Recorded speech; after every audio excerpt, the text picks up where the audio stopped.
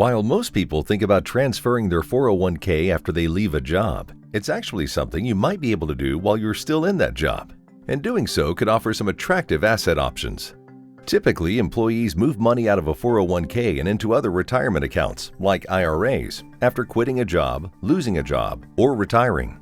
Transferring funds from a 401k to an IRA while you're still employed with a 401k sponsor is known as an in-service rollover. It lets a current employee shift some or all of their assets from a 401k to an IRA without taking what the IRS calls a distribution, which might be subject to taxes. Not all employers allow in-service rollovers, but many do. Some employer plans allow a certain percentage of the balance to be rolled out of the plan, and some have a minimum length of service or age requirement before you can initiate a rollover. You might consider an in-service rollover because with a 401k, you typically have limited control over the types of assets you can hold. Transferring some or all of your 401k funds to a personal IRA can open up more options for your assets. For instance, you might be able to put money into alternative assets, like precious metals.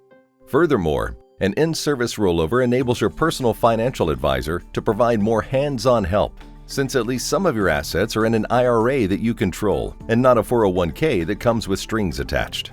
Plus, if your 401k plan has high annual fees, you can minimize your costs by rolling your 401k money into an IRA with a lower-cost fund company. On top of that, you might be permitted to make tax-free withdrawals from an IRA that you wouldn't be able to make from a 401k. Talk to your family and financial planner to see if an in-service rollover makes sense for you. If it does, reach out to U.S. Money Reserve. We can share more about the next steps and your precious metals IRA options. Click the link in the description to request your free Precious Metals IRA information kit. It's full of everything you need to know about getting started on your self-directed Precious Metals IRA today.